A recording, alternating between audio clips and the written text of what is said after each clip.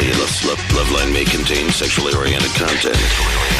Listener discretion is advised. Loveline with Adam Carolla and Dr. Drew. Hey, everybody, it's Loveline. I'm Adam. That's Dr. Drew. Phone number 1-800-LOVE-191. Dr. Drew, board-certified physician, addiction medicine specialist. Will Arnett is here tonight from Arrested Development. 9:30, Sunday night. That's tonight. Yeah. Yeah. Yeah. The show, by the way, is, and when you and Jason Bateman came on here... This is just after they were premiered, 8 weeks ago, maybe. Yeah. It was like a week after we premiered. Yeah. 2.5 months ago? Yeah. Something like that. You guys were like, we got a good show, but who the hell knows? But it seems like, the critics have spoken. It's finding its fan base. Yeah? Yeah, it's definitely, I think at that point we were kind of still making the show in a vacuum, and now we've, people have responded pretty well to it. It hasn't been a huge ratings hit yet. I say that because I'm expecting it. Yeah. But there it goes. Yeah. Tonight's it. Yeah, we missed it. I heard Will. Let's see. A commercial? I heard Will doing a VO. Yeah, I hear him all the time. Yeah. What the hell? GMC. No, it wasn't GMC. This is NBC. Or is it now? Does everyone just sound like? Here's what I mean. It's like eventually every pro wrestler just started to sound like the same guy because that's how you sound as a pro wrestler. Yeah. You guys all sound like the guy that started with that Winds of War in ABC. Remember that? Oh, yeah. North and South. That guy's voice became the prototype. I miss Ernie Anderson on ABC, where he'd go, someone's killing showgirls, and Dan wants to know why. So I was like, I'd be watching on Thursday going like, I got kind of like to look into that myself.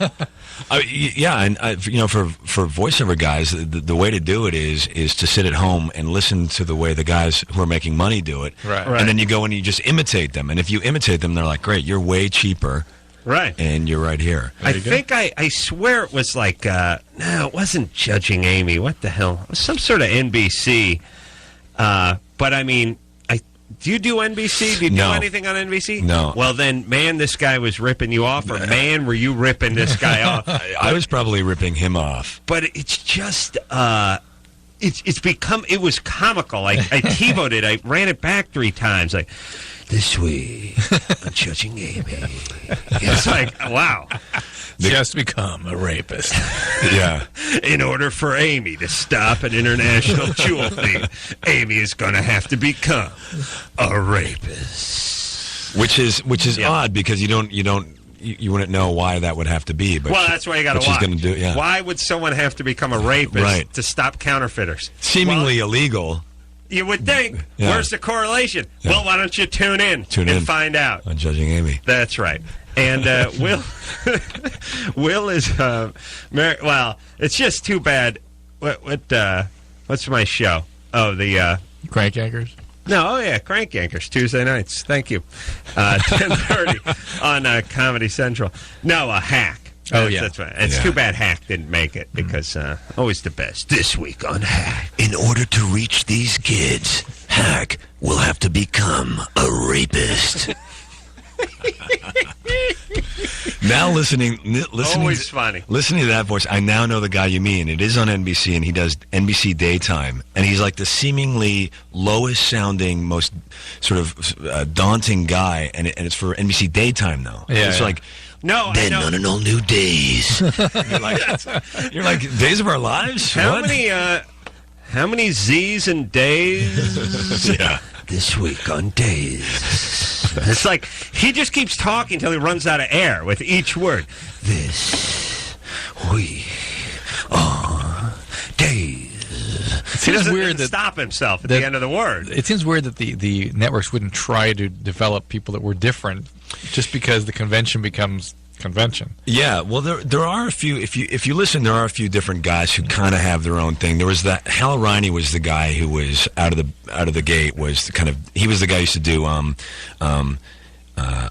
there are over 1 million roads in this country, and each one of them leads back to hell of Alamo. a- Yeah. You know yeah, that dude? yeah. Once in a while, the sort of Petridge Farm guy makes a stance, or Smuckers. you get the Motel Or 6. the and guy that does Smuckers. Garfield's voice. Yeah, one of those. Once in a while, those guys make a move. You know, the guy. There's a guy. Well, Drew, you don't listen to good radio. No. You see, you don't hear all the RV sales and that kind of stuff. There's a guy.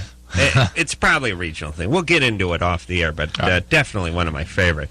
And of course, always the dragster guys and the race guys. Those are always the best. Sunday. He's actually one of Scott Mason's friends. Oh, really? Yeah. Engineer or longtime. K-Rock. What is he over here? Yeah, all I know is the guy's Mad got, about K-Rock. He's got 5 pagers. Sunday. I always like when they do stuff like some go, some blow. Once in a while they'll break it down too. Like I like when they get the little novella going in the middle of the race. They go, surely Cha-Cha Downey wants that trophy this year, but Big Daddy's got other ideas. Sorry, Shirley, not gonna. It's like that. Did you overhear a conversation between Cha-Cha Muldowney and Big Daddy Don Garland? Snake the mongoose. Yeah, I like when they shift gears too. They go, "I'll be there." The Texan Billy McEwen, TV Tommy out of the Chi-Town hustler. Oh, that's a skill when they do that. When they take the little mini breaths in between and give each guy a different vibe. Right, and then they gotta shift gears again because Sunday's Fox night. And Foxes are coming in free. I was like that one. It always used to be Fox Night at OCIR, the Orange County International Raceway. English leather girls are there signing calendars. Papa do run on the infield, a specially erected stage. Qualifications 12 noon. Eliminations under the lights. Like that one. That was the 70s.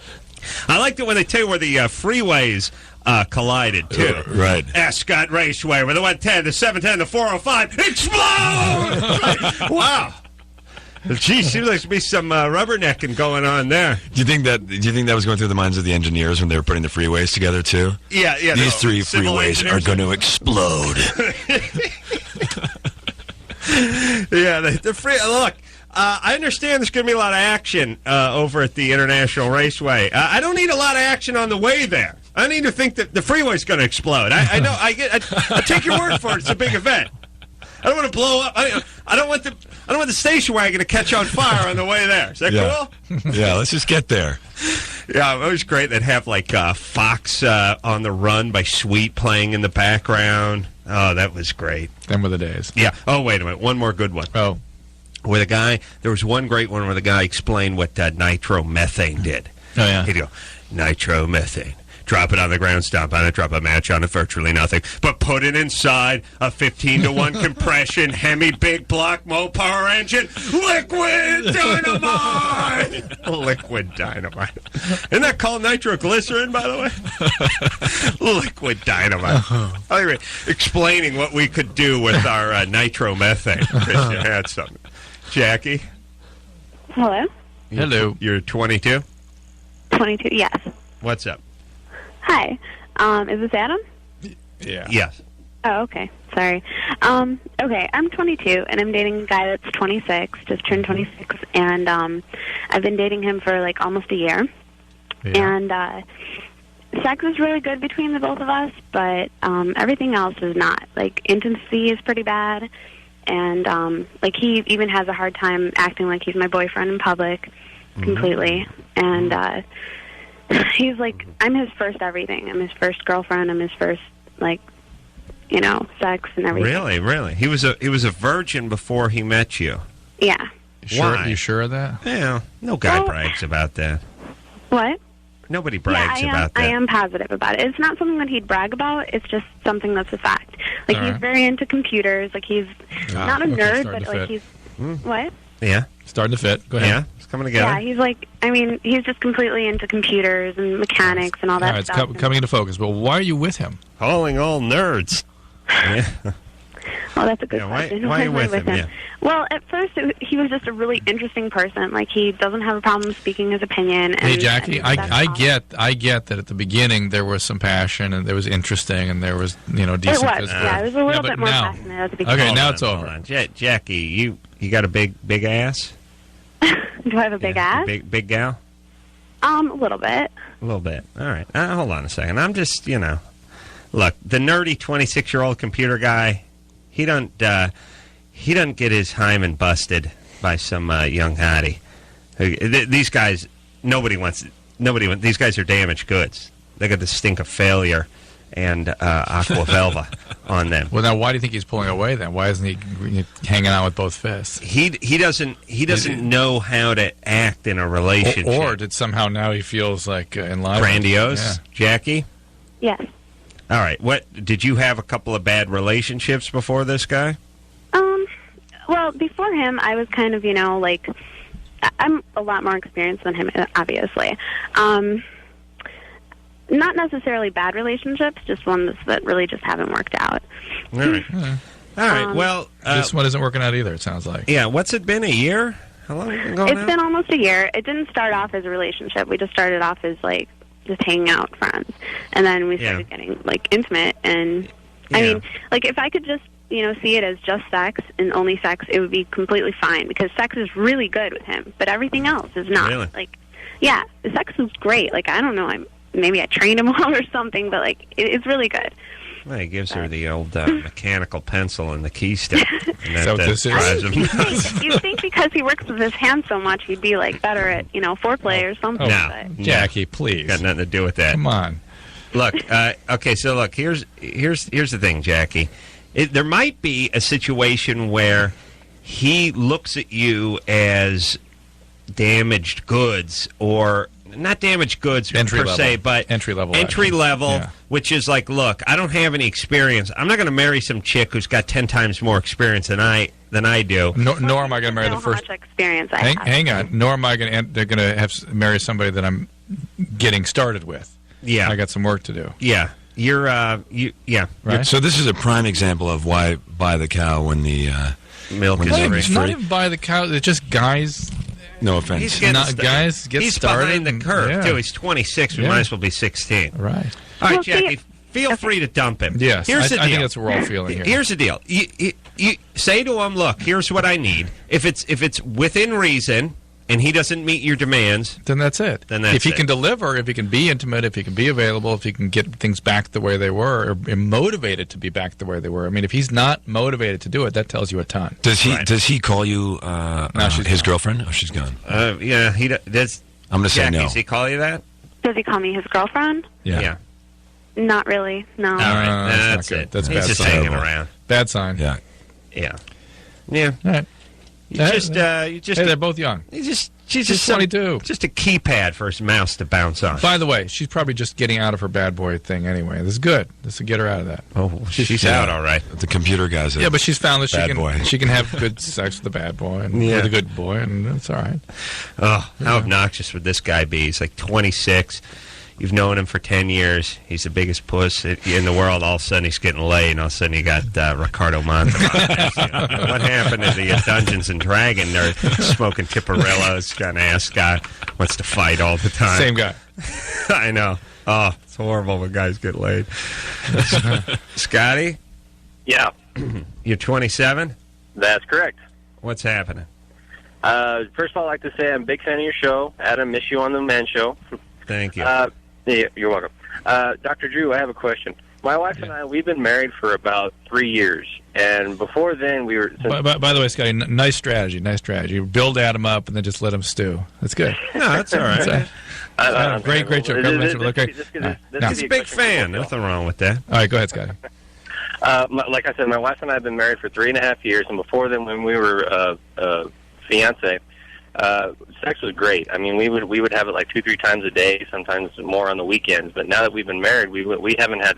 We are lucky to have sex at least twice a week, and maybe sometimes once a week or once every 10 days or something like that. I'm just wondering if it has to deal with our sex drives, or if it's because we're so used to our bodies that we know what turns us on and turns us off, or something. No. Wait a minute. No. You're both in your late 20s. Yes, sir. All right. Like any children? We have one child. When did you have the child? 2000. So 4 years ago. Right. Is that when things started tapering off? No. No, not really. I mean, it was a slow and gradual process. I mean, we were married 8 months before we had our first child. All And right. then after Does that, your wife slowly... does your wife work? Yes, she does. Listen, a lot of this is just not just as I think Adam's going to advocate that you're sort of getting into your stride. Waiting to die. Yeah. You're on deck. But you're also you're in the hole. Getting tired. You got a child, you both work. I mean, it's hard to create the time and create the space in one's day to do this. Yeah.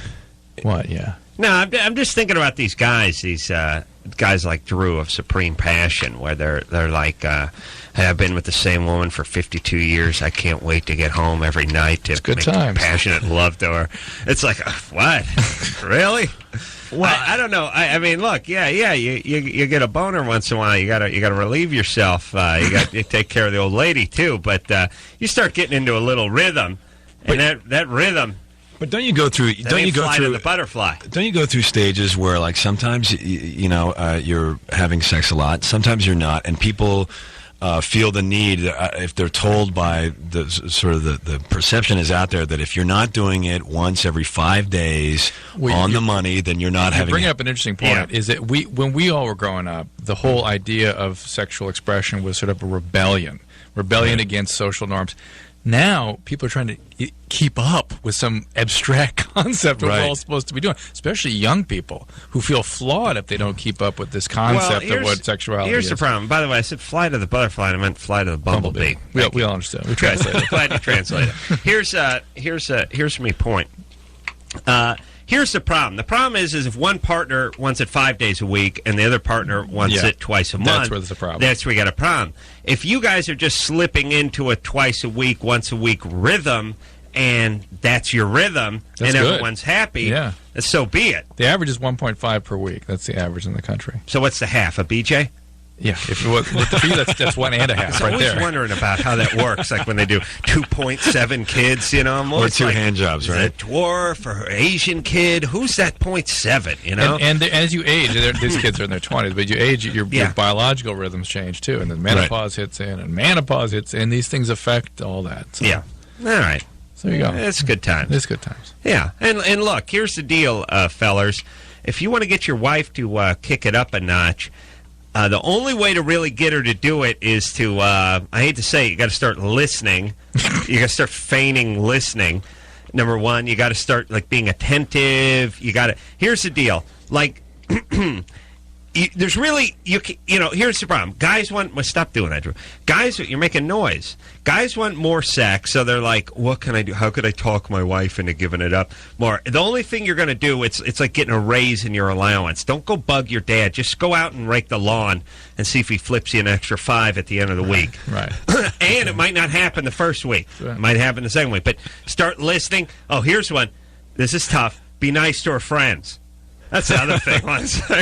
You know what I love about women? Women are like, you saw Cheryl and it was like you didn't even know her. She's my best friend. And you're like, I just saw her. I said hi. Yeah, you just said hi. And then that was it. I was going toward the kid. It's like, you got to go kiss the ass of their goofy friends, Oh, that's valid for you. I know. And then I know. Because eventually it starts, here's what, then it distills. Your best friend. You don't say two words to. Here's the other thing. Well, here's the thing that's comical about that whole thing, which is guys don't particularly want their women talking to their. It's like, hey, what were you and Mark engaged about? Well, nothing. We're just talking about you. Well, Jesus Christ, you're talking for like 45 minutes over there. But like, sorry, the guys get pissed, and the women are like, you didn't even give her a hug. It's like, I don't hug my own mom. You know? Well, she's my best friend. It's like, and then eventually here's where the trouble starts. I'm not allowed to crack jokes in front of my wife's friend. She thinks that I'm too harsh. What? Right. Yeah. Well, not allowed. How long have you been married? Since August. Yeah. Oh my goodness. This is what happens. Yeah. Already. You didn't even have. And then you go, and then they pull this one. Well, I'm nice to your friends. I don't know why you can't. And then eventually, as the argument starts stretching out, here's what ends up coming out. Well, it's just, my friends are dynamic, interesting, educated folks. I mean, they're comedians and authors and writers and the personalities. I mean, they're interesting folks. Whereas, your friends are great gals. It's not what. So your friends are better. Well, I don't say better, but you're only friends with people like that. That's the only thing that's important to you. Yeah. You got to love their friends. Like, look, only reason we're talking is because we're having sex. You want me to go over there and talk to your friend to them for an hour? Yeah. There's a decent book out there right now called "What Could He Be Thinking" by a man named Gurian. About the differences in the biological functions of the male and female brains. It's laid out in a digestible, readable way. Here's the deal. Look, so here are the beats, fellas. You want to get laid. And let's stop me if I'm wrong.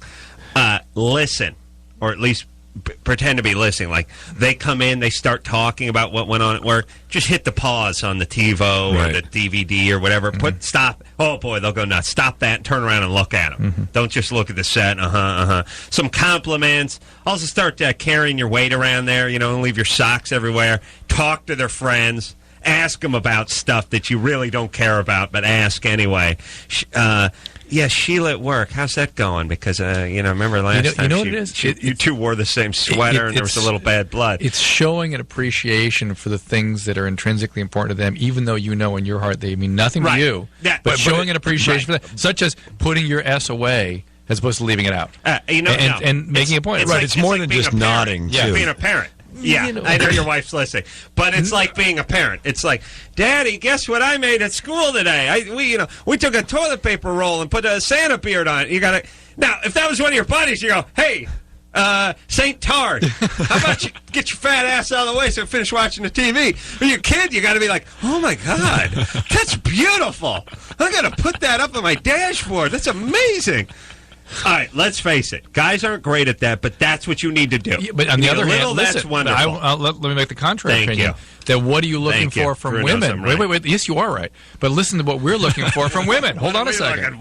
We're looking for the beach. That's what you want. You want them to show an appreciation for your biological needs and that what your priorities are in life. That is what you're looking for. No, look, we want to be left alone, and then we want a little sex. Let's face it. And we don't want, here's what we don't want. But not making you feel bad for that. We don't want to be hassled. You don't want to feel bad for that. You want to, you like being alone? Okay, great. Right. Here's all set up for you. You're like, oh my God. Yeah. Oh my God. You appraise, you understand. No, we don't ask anything for but that. I'm getting busted on the higher levels now. Like I used to be, I'd say, okay, yeah, that sounds great. And then we agreed.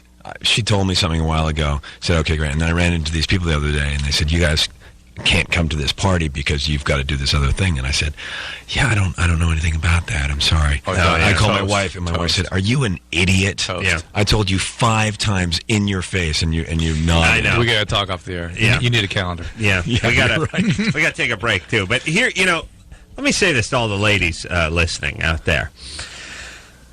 I'm trying to put this tactfully, but we would tend to listen more if what was coming out was just a little more entertaining. You know what I'm saying? Like, I talk to Jimmy all the time. I have perfect retention. The guy's funny, he's interesting, he's articulate, he's cutting edge, he's witty. I know, Drew, you and I talk, we don't forget the stuff we talk about. I don't think that you're way off. I think that if you could devise a way for women to glam up what they're saying, to put some bells and whistles on it, you could revolutionize relationships between men and women. Communication, anyway. Yeah. No, this is what jokes. This is what my mom leaves a message on my.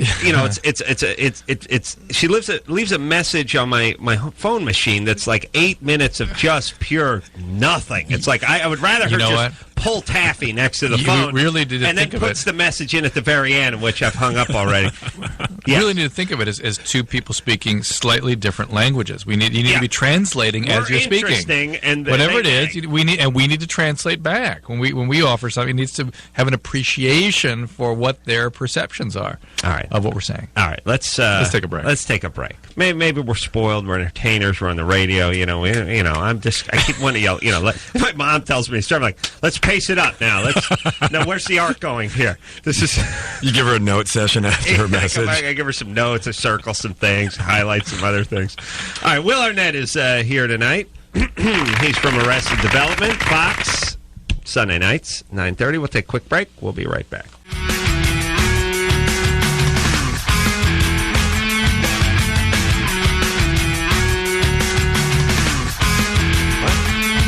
Hey, everybody, it's Loveline. I'm Adam. That's Dr. Drew. Phone number 1-800-LOVE-191. Will Arnett is here tonight from Arrested Development. Sundays, 9:30 on Fox. And I'd say one of let's say, one of the more critically acclaimed comedies of the new season. Maybe the most, Drew. Breakout. No, They call it breakout comedy? Don't I call like it words breakout. like that. I like words Yeah. like breakout. Yeah, no. Not a breakout, critically acclaimed. A breakout would have to have the big ratings. Yeah, someone would have to see it. How about this? How about this? How about this? How about a critical breakout? A critical breakout. Yeah. That's good. That sounds like you got a zit on prom night. Sure. Yeah, you're right. Then on Critical Breakout. Oh, that's a great show. It's a great show. All you got to do is then you work the word. You got to get a good name like Drake. CBO. Like you go. Yeah. Then on Critical Breakout, CBO, Drake Wisconsin. goes undercover. Yeah. My question is, after they're going to do the CSI in New York now. Right. They're doing it with Gary Sinise. When are they going to start going to secondary cities? Yeah. Well, eventually, gonna have to. I've heard experts. Yeah, that they get into Duluth and Yeah. they get into Report. Yeah, they go all over the place, and then eventually it's CSI Sherman Oaks in Burbank, Glendale. They Like start we just start breaking- moving into we start moving into. They just start into- breaking it down. into little hamlets. Palmdale. Yeah, so there's potentially 70 of them just within CSI Los Angeles. I like that. I like it. Get down to congressional districts. You get down to streets. That's right. Yeah, parks. Yeah. All right, next on CSI Sherman Oaks cul-de-sac. Yeah, just at one couple of houses there. All right, let's. Drew, we never found out the difference between a dead end and a cul-de-sac, other than all the guys I knew were in the flat, crappy area of the valley lived in dead ends, and the people that lived up in the hills lived in cul-de-sacs. Didn't we decide that like alleys and streets end in a dead end, but roads and lanes have cul-de-sacs? And The house at the end of the street, the cul-de-sac or the dead end, if it's got a sofa outside, it's a dead end. If it's got a Lexus, it's a cul-de-sac. There's more hope. There's more hope in a cul-de-sac than there is in a dead end. Cul-de-sac increases the value of your home. Dead end decreases it. People who move into cul-de-sacs are people who are half full, glasses half full folks. Right. Hey, what name is that? James. Yeah. You're 18. No, 17. All right, hold on a second. Nice attitude. Yeah. Try number 5. James can hang on for a while. 5. Line 5. All right. Lori, Hello. you're 18? Yes. What's happening? I was wondering, should I have like an intro to my question, or should I just flat out ask my question? Flat out ask. Flat out ask. Okay, I'm 18. Hold on. Ironically, that is an intro. I was just thinking that was her intro. That's it. Because either way, there's 11 words kicked back and forth, right? Yeah. Lori? Yeah. Go ahead, baby doll. Thank you. I was wondering, I have a crush on my teacher. I was wondering if I should maybe pursue a relationship after high school with him. How old is he? He's about 40. You should keep this as a fantasy, because if he responds to you and creates a relationship, there's something very, very wrong with him. And we're going to address that next week on Critical Breakout. Yeah. So, Lori, it's great to have a fantasy. It's normal, but to act on it would be not normal, and for him to reciprocate would be extra not normal. Well, wait a second. This is you're 18, so is this junior college? No, high school. No, this is my last year of high school. Oh, did she say high school teacher? Yeah. She said should she after high school pursue a relationship? Oh, okay, yeah. Yeah, you don't want to do anything while you're still in high school. No, she's saying when she gets out, should she pursue him? And I'm saying it wouldn't be as ethically a problem, but still wouldn't be good. And I would assume most schools would have a policy against this. But be that as it may, forget the school issue. A 40-year-old and a 19-year-old, no. All right, but no. how does it work? By the way, I mean, how do you pursue it when you get out? If the guy's a creep, you just make yourself available. But I mean, did you have the discussion with him on the last day of school? Or an email, or like something like that, I guess. Emails have changed everything out about email. Or Yeah. It sounds like there may have already been an email. What do you think? Yeah. Because, we used to do it through carrier pigeon. Remember that? Rock through the window. Called the messenger pigeons in my day. Hey, Lori? Yes? How do you know that he's interested in you? Well, I almost had a class with him last year, beginning of my senior year, but I dropped it because I was very unsure of what could happen between us, and I didn't want anything to happen. So you feel like he... Wait a minute. How do you know? You just told us what you did after you knew he was interested. How did you find out you were interested? He was interested. He was interested, yes. Because he treats me differently from everyone else. It's kind of hard to explain. Usually sometimes when we have conversations, they're a little bit off-colored. Well, I'm already concerned about this guy's delightful guy on two fronts. One is inappropriate language with a student. Secondly, the basic way to maintain ethical standards when you're a professional, when there's a power imbalance, like politicians, physicians, teachers, these sorts of positions, is you treat everyone the same.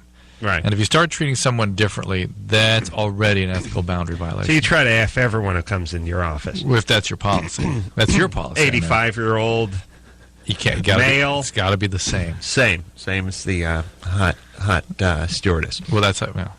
All right, Lori. And Lori, by the way, you sound like you're going to be pregnant. Yeah, within 6 months. Yeah, within 6 months. Just take it easy, baby doll. He is a bad guy. And if you're going for bad guys and you don't see that, please look into it. All right, but just she's kind of in a hurry to be she's grown up lady. You know what I mean? Bad guys. I worry about her, too. Yeah, of course. Well, she's going for the bad guys. All right, well, I'm going to talk to her for a second. Lori. Yes? What are you doing after high school? I've already been accepted to a college in the nearby area, in my area. What college? Berkeley? State school. Berkeley. Are you kidding me? Come on. Yeah. All right. Focus on what are you interested in? Design? Psychology. All right. There you go. Well, focus on that. Lori, if you're going to be in the clinical realm, you're going to have to get some psychological treatment. So go ahead and start now before you go down a path of that proves more destructive. Shrinks are nuts like cops. Like cops are criminals, right? Can be. For the most part, right? No, not for the most part, but unfortunately a lot. Yeah. I don't mean cops are criminals, but they got that side to them. There's a reason people go into certain things. Just like shrinks, yeah. Or mostly not. Yeah, they get sucked into it. Christine? Yeah. You're 15? Mm-hmm. You're into the Wicca religion? Yes. It's fantastic. What is that? Okay. That's fat chicks get together and try to get kind of like chunky. Skinny chicks to have sex with them by, whipping up a potion. That's what it is. Seriously? No, it is. It's fat. Wicca should change their names to Fat Chicks Who Recycle. Because all they ever say when we talk to them about it's about the earth, right? We used to be considered witchcraft, and no, it's not witchcraft. It's about spells that are generated from the earth's natural forces and whatever. And it's lesbian based. Is that the idea? It's lesbian. It's a heavy set lesbian crowd that follows the Wiccan religion. Got it. All right. Go ahead, Christine. That's so not true. Yeah. Plenty of super hot. A lot of super hot blondes on the tennis team into Wicca, huh? Not really, no. Yeah. Okay. Well, what's your question? I got this girl in my third period class. She's Christian, and like all her friends are too. Uh-huh. And during class, they're like pointing at me and telling me I'm going to go to hell. Yeah. All right. Well, stop advertising. I don't advertise. I don't even know how they found out. Well, maybe they saw your broom or your pointy hat. How do you think they found out? I don't know. Now, look, here's what this is. This is the chick version of goth, which is angry teenagers, pissed at their parents. They then sort of lash out in their dress and in their attitude and in their behavior, and then society makes fun of them and turns on them. Because, look, if you're 16-year-old dude and you start wearing eyeliner, the guys on the football team are going to say something when they pass you in the hall. I'm sorry, that's the way it is. And now you're angry at the world. I forget where I was. Somebody told me that that's how it is. Listen, there's a documentary out there about sort of alternative goth lifestyles and stuff. And he put together a string of 50 kids and asked them, why do you dress the way they do? And every single one went, because I want to be an individual. Because I'm me, I need to be an individual. Right. And they're all dressed with the crazy stuff. Because they're all dressed the same. With the same crazy hair, the same crazy eyes. Is it always true the people with all the tats and the earrings are the most normal and boring I always find the strangest people are the most normal looking. Yeah, well, they got to keep it under wraps. I mean, if you're Jeffrey Dahmer, right. You can't be a goose stepping around with a black trench coat on, or you're going to get pulled over. You part your hair to the side, you put on some nice horn-rimmed glasses, and you keep it cool. Right, you can have a bumper sticker that says, I break for cannibalism. Right. If you start looking like a weirdo, you're going to get popped. Right. Yeah, I mean, if you're, Dahmer or Ted Bundy or something, put on the cardigan, part the hair to the side, and put on them loafers and slow it down. I mean, you got to do that. If you start acting like a maniac, you're screwed. All right, listen, I got to talk to poor Christine over here. Christine, what happened? Where's Daddy? He's home. All right, what's he think of the Wiccan religion? Well, he kind of come to accept it. I mean, he's he doesn't really like it, but he accepts it. What are you paying him back for? Is he a bad guy? Kind of. Little alcohol or sexual abuse? What do he do? He's an alcoholic. All right. How about going some Al-Anon and connecting with people that have shared the experiences that you've had? Yeah. How about doing something real? How about all you idiots do something real for a change? All you religious tards out there. Please, just do something real. Would you get a little therapy? Go to an Al-Anon thing. Go confront somebody or go do something. It's just stop rubbing your beads, you idiots. You guys are such tards. I'm just tired of it. Everyone can sit around and hear about the Passion of Christ all day long, and meanwhile, someone's blowing up something in Spain in the name of Allah. And it's like, would you idiots just get a little therapy for Christ's sake? Just do something real. Don't worry about Wicca and Allah and Judaism and Christians. Just go do something, would you? Jesus Christ. It's a little more complicated. It's a little more complicated. It doesn't have to be that complicated. And why is a society, do we just sit, we're like a religious punching bag, this society. It's like, well, these people have the right to believe it. Not all Muslims are, just the ones that blow up stuff up. But Mel Gibson and Christ. And, well, I think Christ had a beard. I say he was clean shaven. He was a black. We just sit and talk and talk and talk and talk. And everyone goes, hey, idiots, get to work. Get some therapy, you idiots. Jesus Christ, what's wrong with all you pussies? Are you that scared? Are you that frightened to death? But some Are people, you that big of cowards? No, but listen, you can't handle it? There is some of that. Everyone's got a plan? Jesus, he's got a plan for you. Oh, Allah, yeah, he wants to talk to you. Are you kidding me? What do you guys think? You think there's a plan? You think someone knows who you are? Other than your parents? And the cop is going to pull you over next week? Nobody cares.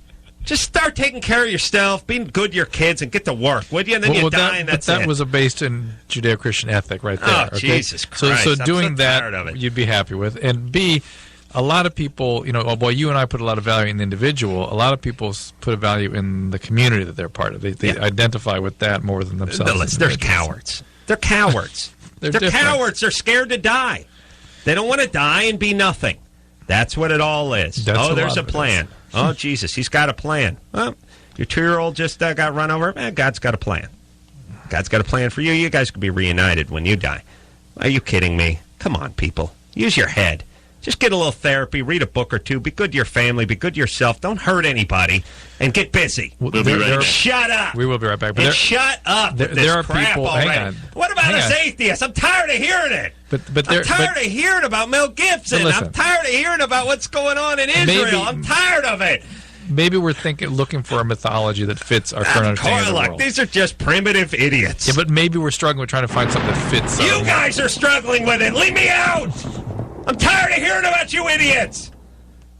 Jesus Christ, just stop it. Or just go blow yourselves up and get it over with.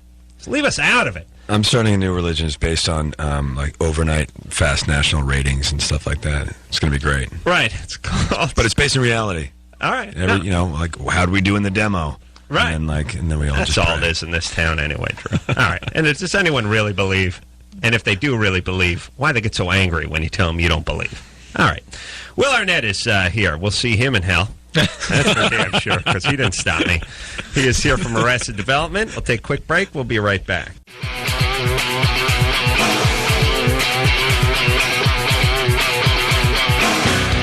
Hey, everybody. It's Loveline. I'm Adam. That's Dr. Drew. Phone number 1-800-LOVE-191. Will Arnett.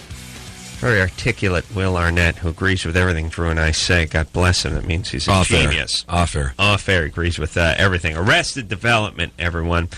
Sunday nights, 9:30 on Fox. All right, let's get back to James, who we're speaking to, I believe it was about 20 minutes ago. I don't like his attitude, so I let him cool off a little bit. James, Yeah, hello? No. What's happening? Nothing, man. All right. What's your question? I was wondering if you can, if I could get my girlfriend pregnant with, anal sex. How would that happen, do you figure? Well, I don't know. I heard that from a friend, actually. Right. Really? Your friend? Now, how old's your friend? Like 16.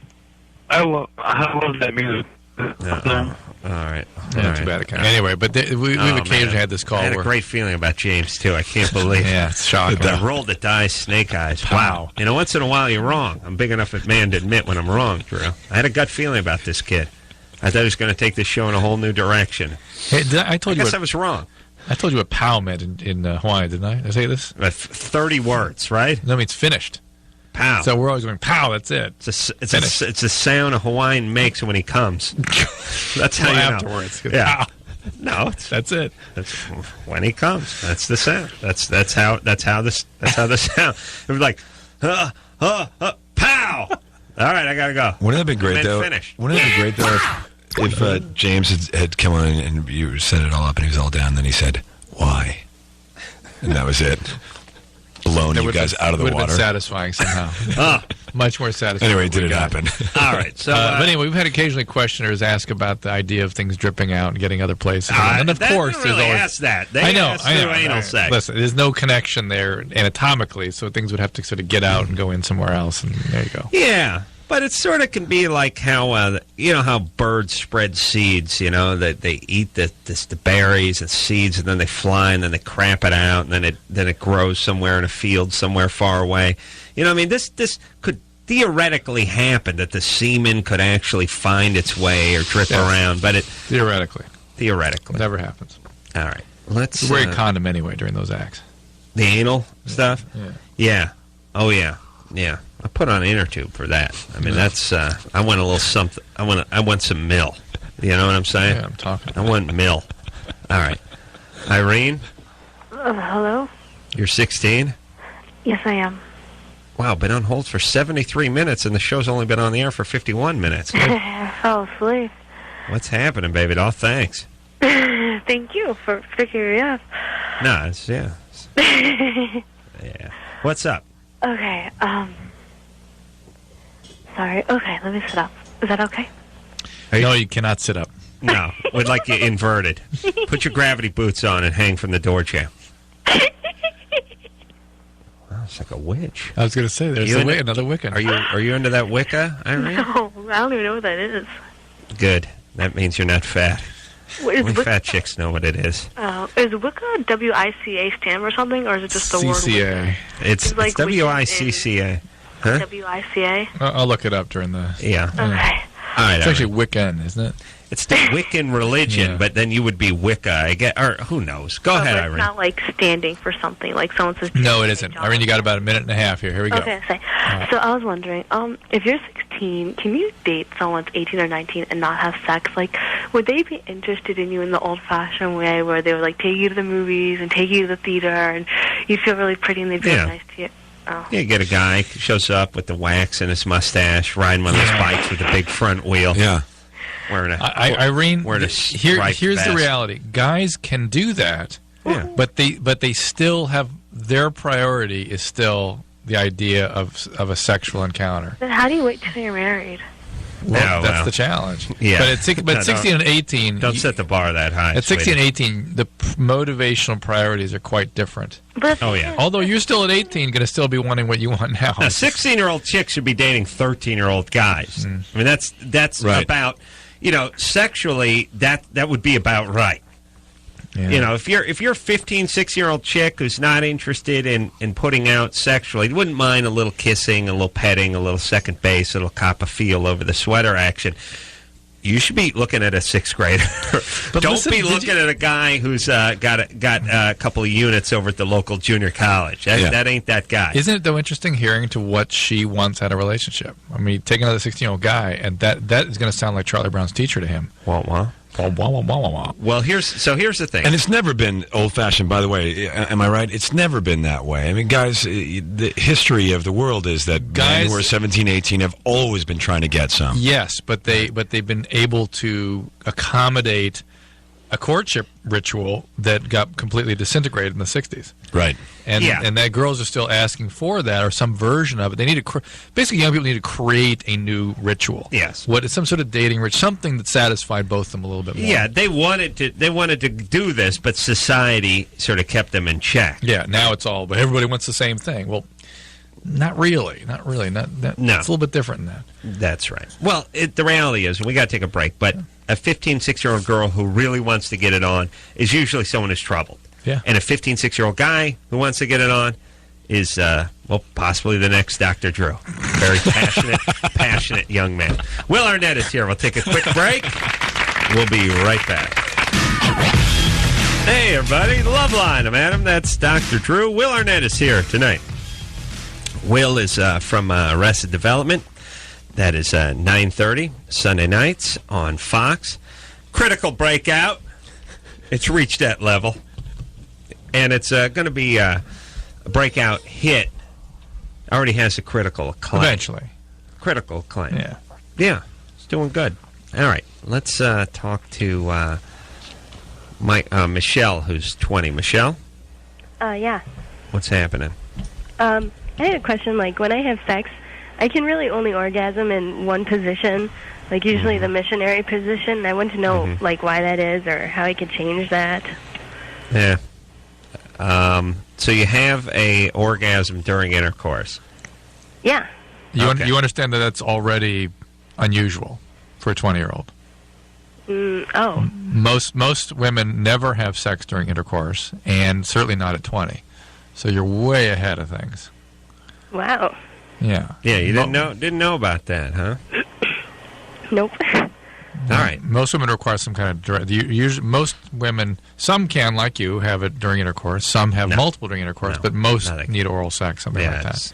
That's right. That's right, Drew. And so the fact that you can only do it in one position, I suspect you will kind of work that out and figure out other ways to do it. And maybe with the same partner? Yeah. Yeah. And you're into that guy, and he pays attention and is listening to you when you ask for things? Well, yeah, right now we're not sexually active, but yeah. You're going to be, or? Well, I'm just not on birth control, and I'm going to wait to get back on good. it. Smart. Waiting till what? Birth control. All right, good. Okay. Listen, calling this show and saying, I only have an orgasm. I'm 20 years old. I'm a female. I just have an orgasm in missionary position is really like calling like one of those car improvement shows, as rancher shows, and going, I got a big problem. I got a Ferrari cup holder. Cup holder has a cup in it. I just won the lottery, but it's all in hundreds. Yeah. Right. I can't. No one can break them. The guy at the newsstand said he can only go up to 50s. I don't know what to do. Yeah. That's what this is. Judging by the way Will's enthusiastically embracing your he knows. Yes, he knows your analogies. He's been there. Yes, Will has had sufficient exposure to understand what we're talking about. Sure, he's a guy. He's been around. Let me say this, apropos to nothing, but I can't be the first guy to bring this up, but I went somewhere yesterday for somebody's birthday party. This is a woman who teaches a spinning class, and my friend... She was a big fan of mine, and the one whose birthday it was. Yeah. The idea was I was going to come deliver the cake to her. And you knew her personally already? No, never met her. And she's somebody else's friend. Somebody else's friend. Got it. Right. So I'm going to deliver the cake because they knew me. They know me. Okay. She's a big fan. So this is going to be exciting. Like you're going to show up at the door kind of thing with the cake. With show up at her candles class. God. Spinning class. Got it. So. By the way, the spinning class, my God! Don't. Let's just stay with the cake. Here's the point. Here's the point.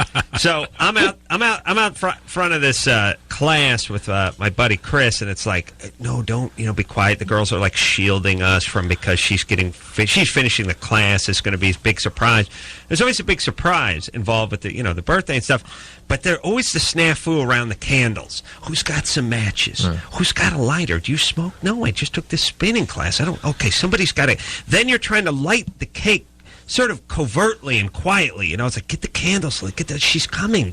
I can't use the other candle to light, and the wax is dripping all over the place. And then, of course, the person comes and just blows snot all over the goddamn frosting. And I thought to myself, as we were struggling, and I was burning my hand, and it's the stuff, and people are like, hurry! And, you got 9 out of the 10 candles lit, but you got to get the 10th one lit. And she's coming around the corner. I thought, stick in the waxy flame into the dessert that we eat to celebrate people's birthday. Whose genius idea was this? Who thought of this? And when can we end it? When can we have some dignity? Right. There's nothing worse than watching my 5-year-old nephew just. And then the retard who gets the candles, the gag candles that won't go out, so the guy's just actually bringing a lung up onto the cake at this point. He has to put a frosting lung, has to be tucked back into him. How much of his matter could end up on the thing that we're all going to eat in the next couple of moments? How about someone take a leak in the coffee while we're at it? Anyone want to blow a snot rocket into the ladle over there? Yeah. What? It's horrible. There's fire. The stuff is dripping. It doesn't work out. I guess the question is, at what point are we going to improve that system? Is that your ultimate question? I mean, can we break out 5 guys from NASA and say, listen, let's figure out? Here's what I'm saying. Couple things. First off, you gag candle guys, oh, that's funny. Criminal. Those gag candles. Criminal. The guys who sell them, yes, you should only be able to buy them in parts of Mexico. That's right. Go in Arizona. That's number one. Yes. Look, if you can sell gag candles on every novelty store in every corner, and I can't buy a goddamn sparkler on the 4th of July, give me a break. There you go. Right. I'm getting goddamn hepatitis from this cake. Don't worry about my eyes with the sparkler. I'll take my chances. Number one. Number two, the candles don't blow out. They pop and crackle and snap, and the wax pops and flies over. And number 3, it's really the 4th or 5th all-out blow that the guys put onto the cake. And by the way, if people are now learning that it's not a great idea to go around shaking people's hands during cold and flu season, how about the people's birthdays in January and February and just blowing all over the cake? And here's what I'm saying. Age 7, we stop it. That's the cutoff. I don't want candles in my cake. I don't want the 45-year-old whose guys I'm celebrating. I don't want candles on his cake. I don't want him blowing all over the cake. I suppose before 7 it makes sense because people need to share some immunities and they need to be exposed to these things to build their strength. But after I hear the solution, as usual, Adams, you've mentioned many, many times, the solution, pie. If you retards out there had enough dignity to admit you were wrong about cake and that pie's a much better form of confection than cake is, then I would be right. And no one likes candles on pie. Doesn't work. Right, it's too good. It's too proud. Pie's too proud to take it. Says, nay to your candles. Now listen, get them off my back. Whereas cake is like, oh, please, I'm bent over. Just stick it right in my back. As many as you want. What's a guy, 150? Keep sticking. I'm cake. I got no spine. Adam, I was thinking Pie's about got you a again. Spine. It will not accept candles. I didn't know that Adam hated cake. I hate cake. Oh, yeah. He likes pie. I was thinking about Adam this because my daughter had a hit. Hold on. Well, one quick thing. And listen, you quick. You a-holes. Adam, quick. Okay. That's what I think of when I think of Adam. Don't call the show and tell me, but what about a beautiful German chocolate with a ribbon of raspberry that you pay $28 for down on Fairfax? Yeah. Of course that's good cake. Yeah. But that's not the one that shows up at the party. Right. 5 guys just hung up, by the way. They were going to call in and say that.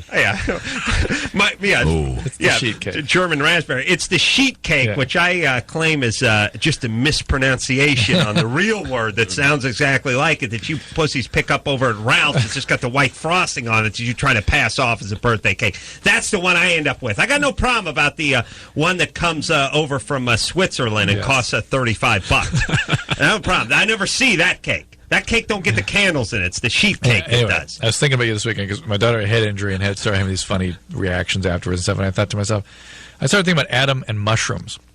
And there's how everybody knows what deja vu is, where you think you've seen something before, like you're experiencing something you've already experienced. Well, there's something called jamais vu, which means never seen before. Shaka. No, things that are familiar that suddenly look novel and new to you. Yes. And that's you. That's what you have when you take mushrooms. That's right. It's like you've never seen it before. You've never seen it before. And it's like you're looking at it for the first time from a perspective.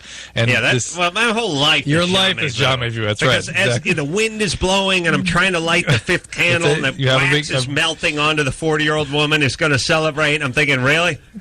This is it? She's going to blow all over the cake, and the wax going to be all over. Not to mention, I've handled every candle that's gone back into this cake, and I just might as well just lick it, put it in my ass, and put it back into the cake. But I imagine that all great inventors through the course of history have experiences from like jamais vu. Or have some. That's why they came up with. Yeah. So, Adam, I think you're on the edge of inventing something or insanity. No more candles. No more candles after the age 7. And let's all switch to pie. Because here's the deal: $6.50 gets you a strong pie. $6.50 gets you a crappy cake, and that's where it's at. That's where we're at. That's what I'm talking about. That's it. I'm not saying that there's not a good cake out there. I'm saying I don't see it at the party. Whereas you go down to 420. Was she surprised? Okay. Was she surprised? Yeah, she was happy. Yeah? Yeah. Good times. Yeah. It's funny, though. She has this cake, and everyone just walks out of spinning class. They just essentially rode the Tour de France in 45 minutes. Give me cake. And it's like, hey, who wants some cake? And everyone just sort of looks down and walks out. I felt bad. You can't take cake, by the way. But you could have apple pie, strawberry pie. They would have eaten that. Yeah. Let me tell you this, Will. Just let me tell you real fast. So we go right back. Again, real fast. Back to the phones. Let me just tell you how cake works. Cake works. I've been to a million parties with the cake. You sit there, you're drinking a beer. Some chick. It's not the birthday party. It's not the chick who threw the party. It's her fat ass lackey friend who has to mule the cake around. Poor pathetic chick has to walk around. Here's some cake. Would you like some cake? Everyone's like, no thanks, I'm good. And then this one, I'm just going to set it down. And I'm cool. No, I'll set it on the sofa. I'll set it on the arm of it. Yeah. And then at the end of the night, you're throwing away a bunch of cake that cigarettes put out and a little finger frost. You can see where the guy put his finger in the frosting, whatever. That's what happens with cake. Pie, you don't have to pimp pie. Pie pimps itself. When I throw parties, my birthday parties, you put the pies out on the table. You got to keep people away. Right. People are going, hey, no, we're not cutting into those yet. We're going to finish eating, then you get into the pie. Yeah, and you set it out. You don't have to go spread pie around. You don't pimp pie. Right. You pimp cake. You don't pimp pie. Cake you can't wait to get rid of, but pie, you're not going to cut a slice off unless you got a taker. Yeah, let me tell you, you don't get into the dessert argument with pie. Cake is always like, hey, have some cake. No, I'm good. No, this is some cake. What kind of cake is it? Is it a vanilla sheet cake? Oh, no, I'm fine. Well, I'll just set it down. You think about it. No, pie, there's none of that. No, you go, pie sells itself. Pie's like a product that doesn't need a commercial. Pie goes pow. Pie goes pow. Please. I played Pie Goes Pow, by the way, last week in Vegas. Did you win? Yeah, it did great. You play it down in the City of Commerce. Yeah. That's right. Pie goes pow. Rachel? Let's get pie. Rachel. They put her to sleep with my pie discussion. She went pow. Try number 2. All right, number 2. Lindsay? Yeah. You're 22? Yeah. What's your question? I was wondering if you starve yourself if you can miscarry a baby that way. I think you probably could, right, Drew? Actually, I'm sure it's possible, but you'd probably die before you miscarried. Oh, you would? Yeah. Oh. Yeah.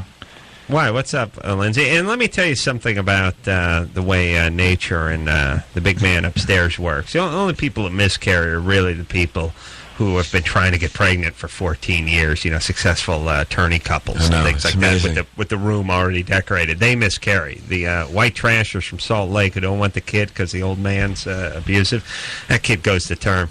And no problems there. Strong as a horse. So, Lindsay, if you need to terminate the pregnancy, how pregnant are you? I'm not sure, like maybe a couple weeks. Well, have you had a pregnancy test yet? Mm-mm. So you're not pregnant as far as we don't have any idea. So I'm pretty much 100%, close to 100% sure. But Lindsay, your 100% is like everyone else's 18 to 20%, Missing right? a period does not make you pregnant. Oh, I know. I know that. So how can you be 100% sure you're pregnant?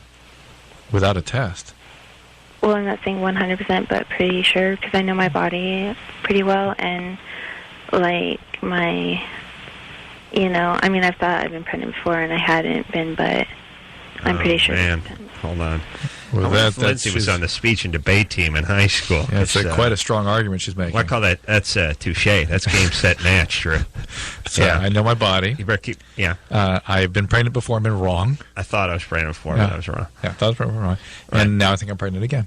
Yeah. Right. All right. Well, sounds like the leader of this country. You make quite a compelling case there, Lindsay. There's really no arguing that you're pregnant now. Not by any sane or rational person. I mean, you almost have to be, right? Yeah.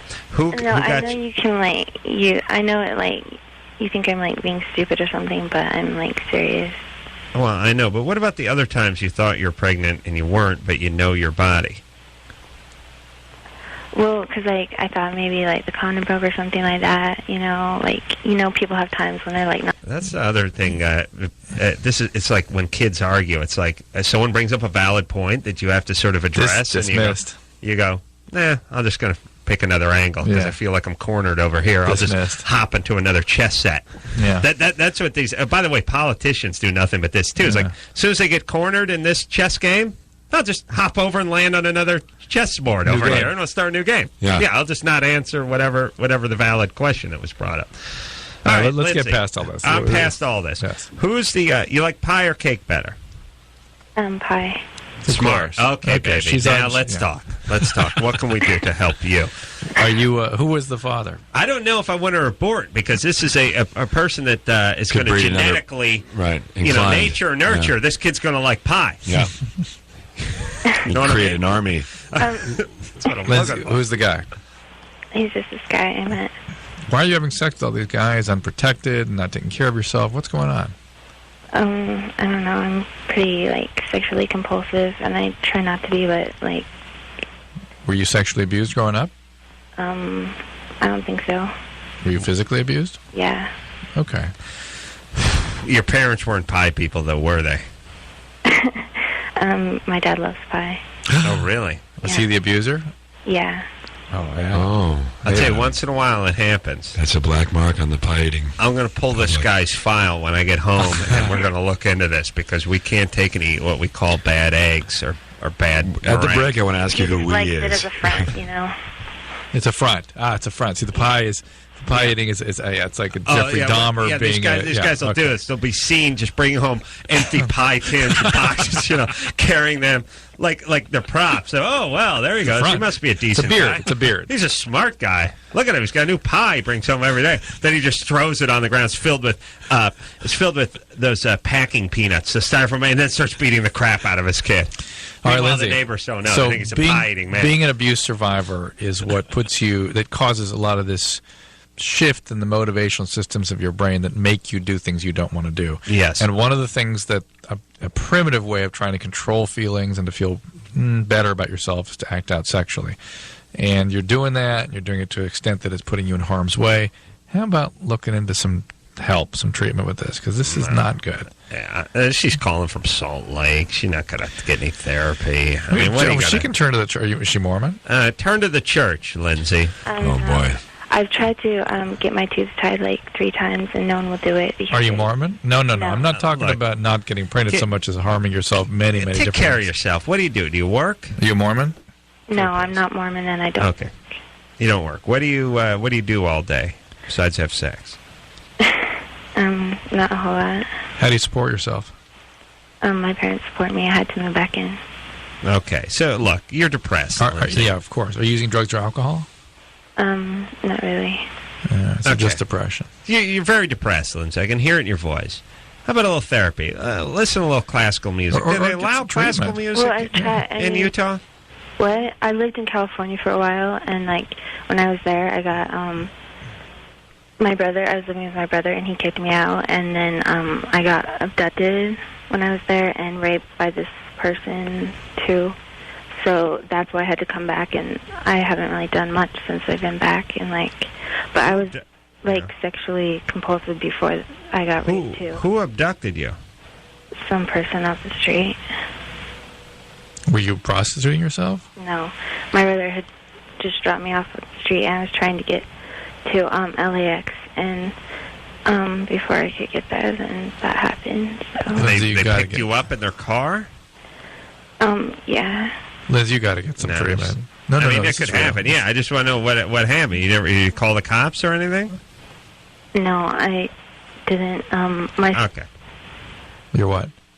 Well, my sister, she works on Capitol Hill and stuff, and I told her about it, and she said that she could get him or whatever, get people to get him, and I wouldn't have to get involved or something. But I just said forget about it. All right. Hey, Lindsay, there's some that you need to get somewhere for a long-term, intensive interpersonal experience in a structured environment.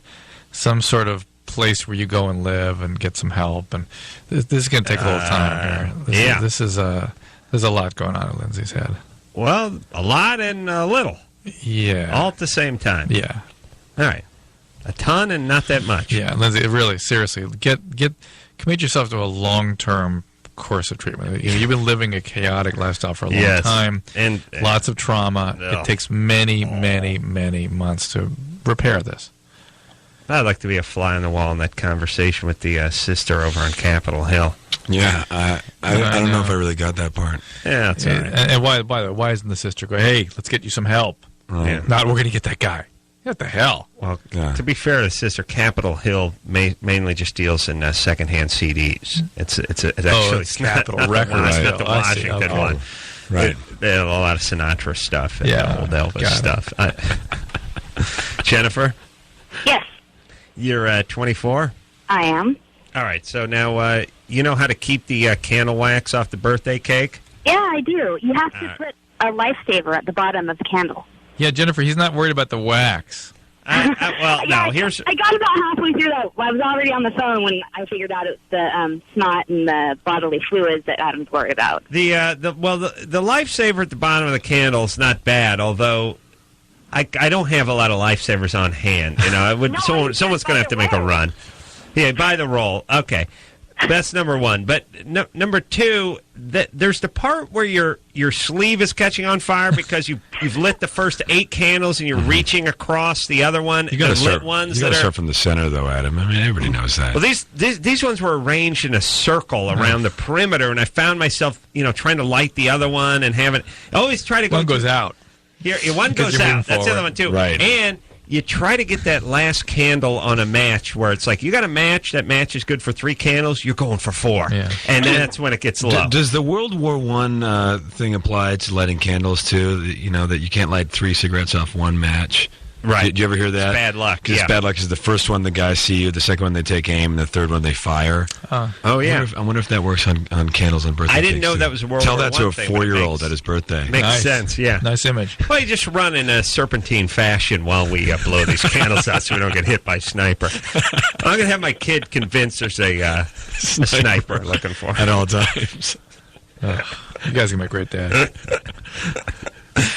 When that whole it's so horrible I shouldn't even repeat it, but when that whole sniper thing was going on, Malvo, yeah, and they were talking about, they're talking to psychologists, and they're telling them, what do you tell the kids? What do you tell the kids? How do you tell the kids about this? Because kids are freaked out. I said, I was on Stern. I said, look, tell them the sniper only gets kids who don't clean their rooms. Now, everyone thinks that was a horrible thing to say, but let's think about it. It empowers the children. It's like, they're in control of their environment. I made my bed. Yes. I'm going to school wearing an orange vest. Yes. Right. And a big bullseye hat. Yeah, I got no problems. I made my bed. Right. Meanwhile, statistically, they're not going to get shot. No matter what. But as a kid, you don't understand 1 in a million. You think it's you watch something on the news, you're an axe. Yeah. But you made your bed. Is that any worse than telling a kid that if he doesn't, pray or do his thing, that he's going to go to hell? No, this is good pragmatic atheism here. Right. There's nothing wrong with that. And here's where I'm turning lemons into lemonade now. I got a kid who's going to school whistling, and his room is clean, banking clean. Bounce a quarter off of that bed. It's like the barracks in a marine bunk, yeah? Good times. Yeah, good times. Let's take a little break. Will Arnett is here tonight from Arrested Development, Fox. Sunday nights, 9:30. We'll be right back.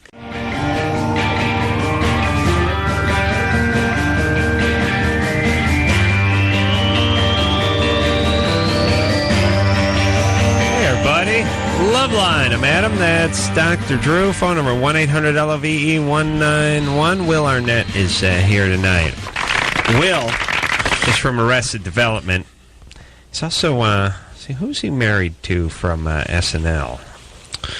Amy Poehler. Amy Poehler. That's right. It's a good episode last night. Ben Affleck was the host. I saw him doing the prologue, or the intro. Yeah. He was good. Monologue. Yeah, he's Took good. the piss out of himself. Yeah. We were playing Nice. poker alongside him a couple weeks ago. Yeah. Well, his back was to us, right? Or to me. He was sitting right next to him during the practice game. He was? Yeah. City of Industry? Or? Commerce. City of Commerce, right? Yeah, God, City of Industry. City of Way off. Yeah. How dare you? Yeah. Yeah. What? We're playing Kung Pao. Pai Pao. Pow. Kung goes pow. Pie pow. Pie goes pow. Pie goes pow. Pai goes Pao. Pai goes Pao Hold'em. How'd you guys do it, Hold'em? I couldn't wait to get out of there, so I just started effing up. Just going all in I on was everything. surprised how much I enjoyed it. Really? Really surprised. I couldn't. Here's the whole thing. To me, I start getting angry. It reminds me of the guys who get caught up in the rotisserie football and Yes, baseball. I start getting angry at them as we're sitting there because they're all caught up. I sat at a table with these 5 pros that wanted to do nothing but talk about card playing while they're playing cards. Yeah. Right. It was like a guy who wanted to talk about screwing while he was on top of a woman while he was watching porn. Yeah. Have you ever you're watching an NBA game and then they have a commercial for the NBA in between? You're like, hey, guys, I'm watching it. I don't know how much more of my time you can get than 100%. Yeah. I like the more random one, which are like natural gas. It's the future. It's like you're gonna go like, yeah, I'm gonna. I was a butane man. I was a acetylene man. Now I've seen this commercial. I'm gonna go tap a well. What do you want me to do? What do you do? To run a gas line in from Alaska? I got natural gas. What do you want me to do? But I was intrigued by the poker world. It was like entering a parallel universe. They all knew each other, and it wasn't gambling. It was like a social world. It was like going to the Trekkie world, like in a Star Trek kind of thing. Yeah. Social, if you want to just talk about poker. But there's something. It's kind of it's inherently depressing. It is at the heart of it. Let's not excuse the fact, or let's not overlook the fact that all these guys are losers. Right. Huge social losers. Right. Now, they walk around like they're kings because in this very small niche, they are kings. Yeah. I mean, they strut around like roosters in there, and that's fine. But as soon as they get home, as soon as they leave the casino, they're losers. They're gambling. They said, I don't know, we were talking to someone out front of the casino. She, ran the casino, and she was like, hey, we got the Gamblers Walk of Fame over there, and T.J. Duckett, he's got his hands in the whatever. And I said, how about an Alcoholics Hall of Fame? You just have the guy's forehead in the cement. He fell over during the ceremony. I mean, the Gamblers Hall of Fame. I have a Losers Hall of Fame. Yeah. It's the same thing. It really is. Right. This is the history of guys who put all their livelihood on the line night after night. But they don't, though. They don't put they write books on it and stuff. Look, there's some math involved. There's some skill involved. There's a bunch of things involved. You got to know how to shades wearing. You got to know how to flip your chips with one hand. You got to do that with the chips. And here's the deal. These are 50-something-year-old guys who sit around and talk about other tournaments while they're in their tournament, who basically will play for 14 hours a day and get up the next day and play some more. That's a loser. I had a bunch of young guys at my we can table, appreciate them for their math skills and their ability to have a poker face, but let's not forget they're losers. Let's never forget that. Don't ever forget that these guys are losers. Yeah. Even the winners, losers. Because they sit around and play a 7-card Texas Hold'em with a bunch of other 50-year-old guys whose kids hate them. They got a little girl, she's gone lesbian, and she's turning tricks and stuff because daddy's never home. I was with young guys at my table. All right. Well, these are the losers of the future. Future losers. After critical impact. So I sat there for about 2 hours and thought, I got to get home. I got to get out of here. Yeah, what do I think I'm doing here? I'm going to win this thing? No. Yeah, here's what I did. I went, look, I'm not going to win. I'm not going to win this. If I win, I'm going to be here for 9 hours. Right. I got to go home. We had radio to get back to that night. Right. Too. I got to work, and I don't want to hit traffic. And if I play my ass off, I might be here for about 3.5, 4 hours, which should just put me into traffic as I'm trying to go home. Yeah. So I'm just going to throw all in and see if I can get the hell out of here. Yeah. I didn't know I'd be soundly ridiculed as soon as I got up from the table. Oh, really? I was like, hey, you out? Yeah, I'm out. Oh, Already? It's like, I had never had the heart to really tell everybody, listen, this is a tard fest here, okay? These are a bunch of idiots. These are losers. I want to go home. It's not, by the way, sitting around with fat guys in their 50s talking about the game you're playing who are total strangers for 6-7 hours at a time is not that good a time. Right. It really is. I, in the meantime, got beat by Nanny of Nanny and the Professor. Phoebe Figure Lily. And I got beat. I had a full house. I got beat with 4 9s. Oh, true. See, that is tough. That was it. I was out. Yeah. I'm going to play one of these tournaments in end of March. We're going to go to Vegas and do that that Bravo thing. And I want to go all in before I even sit at the table. Like they just introduce and then just go all in.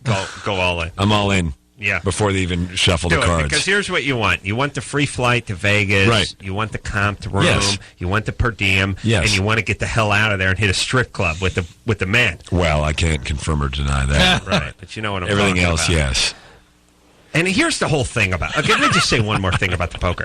Poker is a social thing. You're supposed to get together with your buddies. Yes. You're supposed to put some beers back and smoke some stogie. And it's supposed to be about the bits that you do in between, not the actual. You're supposed to bust everyone else's chops. Right. You're supposed to eat, buffalo wings. That's what it is. It's not sitting with strangers in an intense environment for 7 hours at a time. Thank you. Alexis? Yeah. Hi. Hey, what's happening? Nothing. I don't know. Last 2 weeks ago, I found out that my friend. Hold on a second. I'm not done. Oh, boy. Here's all I'd like. Here's what I want in society. I've had an ass full of everybody with their, hey, I'm a maniac for the Red Sox, and I don't care who knows it. Like, I got the Sox jacket, I got the Sox hat. All I talk about is the Sox, or conversely, the Yankees, or whoever it is. That's all I do is talk about my team, or all I talk about is poker, and I'm into poker, and that's all I do is talk about poker. When you become an adult, you need to shut up about this stuff. You should be embarrassed by it. And as a society, we should shame you into it. You know what I mean? You just talking about poker for 7 hours while you're playing poker and reading a poker book and keeping a poker face. You should be humiliated by this. I mean, that makes you a loser. You understand? And it's the same with you rotisserie football idiots. Just shut up. Shut up. I don't want to hear about your trades. It really is. It's like, look, you got a little hobby? Fine. I got my own hobbies. I do. I like you to masturbate and nap. I like to pee in the sink. I like to beat off. I like to nap. I like to fly the model airplanes. I don't bother everybody with it. I have a quiet dignity, Drew. Oh, you never talk masturbation. Never. Never talk about the model airplane. Never brought it. Well, that's a noble hobby. How dare you? I'm out there. That's a sport of kings. But if you count guys wearing cut-off sweatpants who live at home. And wear silk jackets that say Black Widow, tank buster on the back of it, P-38, All right, Alexis. Yes. 18. What's up? Hi. Okay, so my friend a week ago asked me if I could take her to get an abortion because she doesn't drive and her boyfriend doesn't drive, and she didn't want to tell her parents about it, that she was pregnant, but I guess she wanted to do the responsible thing for however responsible you can be for getting pregnant and get an abortion because she knew she couldn't have the baby. Right. So I took her last week, and I don't know, I know it's done now and there's nothing I can do about it now, but I felt really bad afterwards. I don't know if, was it the right thing for me to do to agree to do that? You didn't rob the bank, but you were just in the getaway car out front? That's what you feel like? All right. Well, but I don't know, I felt really bad after, and also just after when she came out, when it was done and everything, it just it was an awful experience, because the whole time I was thinking about what was going on, and it really it emotionally bothered her. Well, here's the deal. You haven't created the law of the land. Yeah. You didn't get her pregnant. She was going to get an abortion no matter what. And maybe you've learned something very important about what abortions do to women and how you feel about them. Yeah. And maybe you can take a position or be active in, stating your case. Right. Certainly, it's an important issue of our time, and if you want to get active, this may motivate you to do so. Yeah. Right? All right. Okay. I mean, you have a unique perspective now, and I think you ought to speak about it. And no one everyone's either busy, the sort of religious right-wing tard groups over there are busy, trying to shoot doctors, and then the super left-wing commies are busy saying there's nothing wrong with it. It's something a little in between, yeah. And Alexis has experience with it. She's felt it and seen it with a friend and stuff. As you say, don't talk about the emotional repercussions of this procedure. Yeah, at least you will make women think about it before they rush off to do this as though it were nothing. Yeah, that's good times, though. It is good times, yeah. The Gamblers Hall of Fame, everybody. Yeah. Hands in cement. Hands in cement, right. Yeah. And by the way, is gambling good or is it bad? You know what I mean? I thought it was illegal. Well, we have lottery, that's good. Lottery's good. Horse racing, good. Mm-hmm. Betting on professional sports, bad.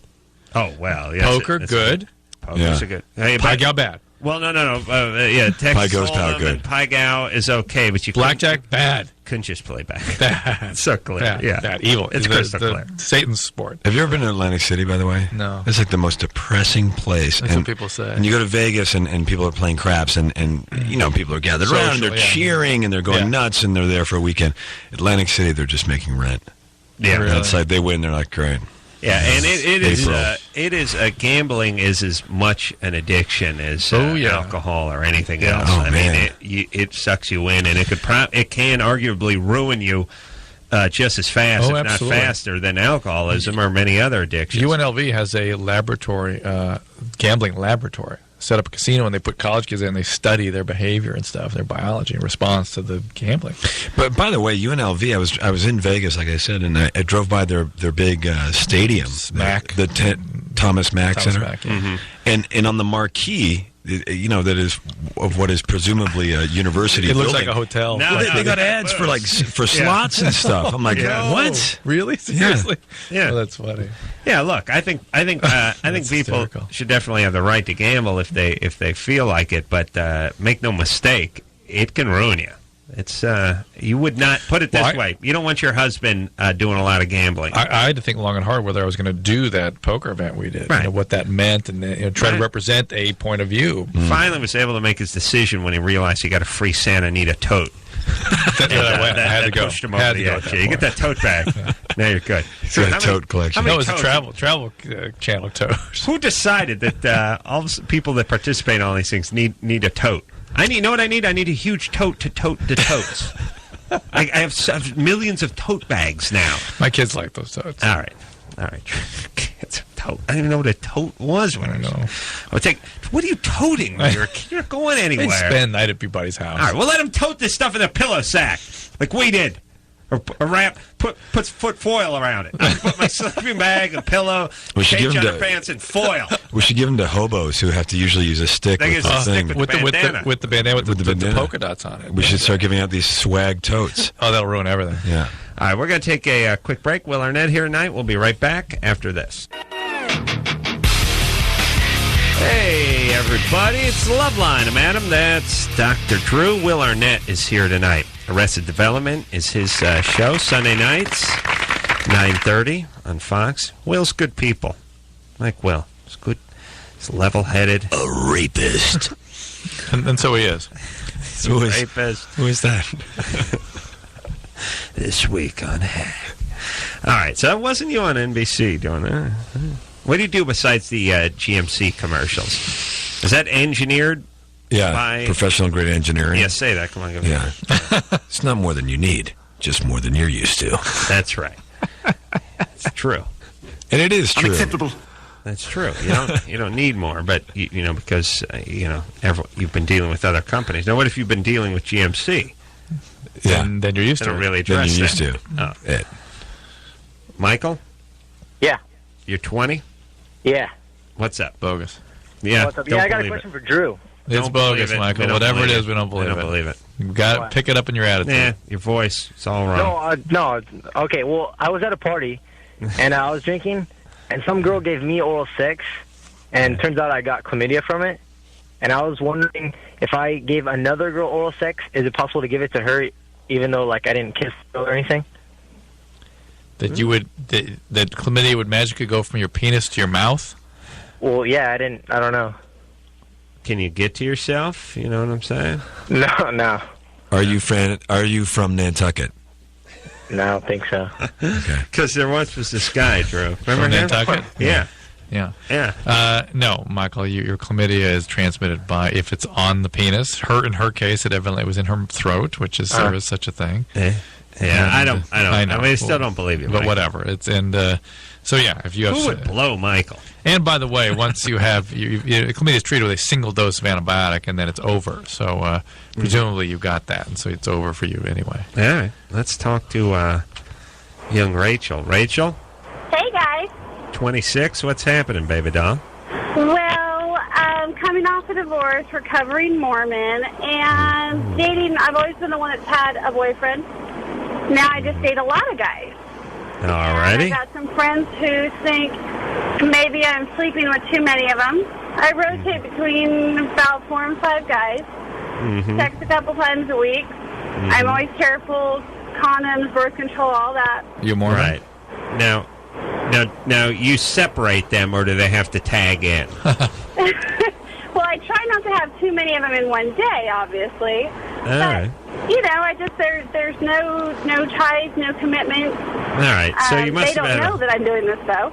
Okay, quiet down. You must have had a horrible relationship you're coming off of. That you're coming out of. He was a good little Mormon boy as far as everybody thought, and really ended up being a porn fiend. Yeah, all right. So men cannot be trusted. The phone's so bad. Do you have any kids? No. All right, do what you want. There you go. I don't care. Listen, here's the thing. You don't. Obviously, what you're doing is compensation. You're acting out, and you're acting out. And you came off a relationship where you got screwed. Now you don't trust guys, so the way you can avoid intimacy is just be ironically intimate with a dozen guys. Yeah.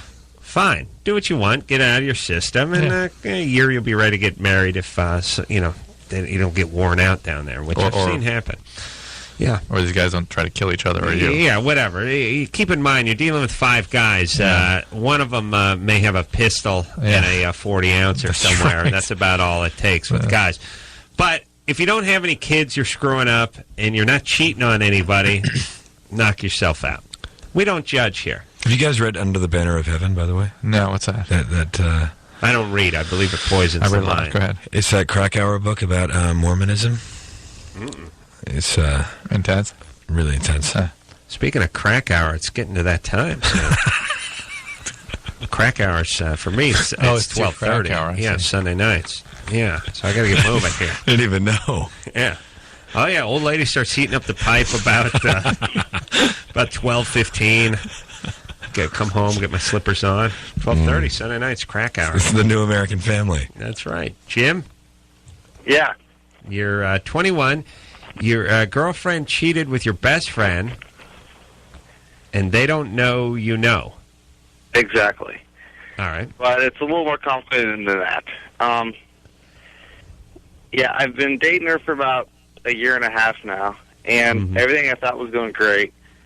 Then, all of a sudden, about 3 days ago, this buddy of mine, who's a really good friend of mine, sits me down and tells me that this other friend of mine was telling him that he had sex with him and had, like, a lot of details and stuff, and so it's a real credible story, and I don't know how to confront my girlfriend or him or what I'm supposed to do. All right. Well, you got to break up with her. And this guy's your best friend? Yeah. There's no point in confronting anybody. They're both done. What does it do? All you're going to hear is denials. You're going to question your own judgment. They're going to try to, make it your fault or somebody. They're going to blame, deny, whatever. Yeah. You're done. Just get out. Listen, both of them out. Here's the saddest. Finished. Here's the sad look. It's not the stuff of TV movies, but really what you got to do is you pick up the phone, you call her, and you go, listen, we're over. And if she goes, well, what are you talking about? You go, I think you know why. Yeah. And let's just do it in a dignified way. And if I change my mind, I'll call you. Yeah. You hang up, you call him, you say, listen, we won't be talking for a little while. I think you know why. If I change my mind, I'll call you. But stay away from me. But you're saying that there's no way that he can go and make this big speech in front of a bunch of people in public, and then all of a sudden a slow clap build starts, and his point is recognized, and everybody sees that. Not true. Slow. Hold on. Slow clap. No. Yeah, I'm going to be the guy who starts it. I started first. Wait, no. You need at least 3 or 4 by himself. Yeah. Okay. You're right. I got 3 of mine. I can't believe Drew had to give you an acting. I know. He's right. Now you got to kill yourself. Here we go. I was on a film, Oh, that's right. Drew hits the mic. Right, that's how it would go. Yeah, and then and then it turns to that. Yeah. I missed that big slow build. Yeah. Don't you wish you could have John Hughes with you to tell you how to handle every moment, like pivotal moments in your life? Yeah. Like this is slow clap. Enter the gym and... Right. Yeah. And when you say your statement, I'll do the record scratch. I like a sound effects guy with me, too. I throw my back out. Boy. Hey, it's not funny. I'm hurt. Record scratch. Yeah. When everyone turns and looks at me, that's what we hear. Yeah. All right, we're going to take a little break. Will Arnett here tonight? Got some interesting ideas, this kid. Arrested Development, name of the show. We'll take a quick break. We'll be right back.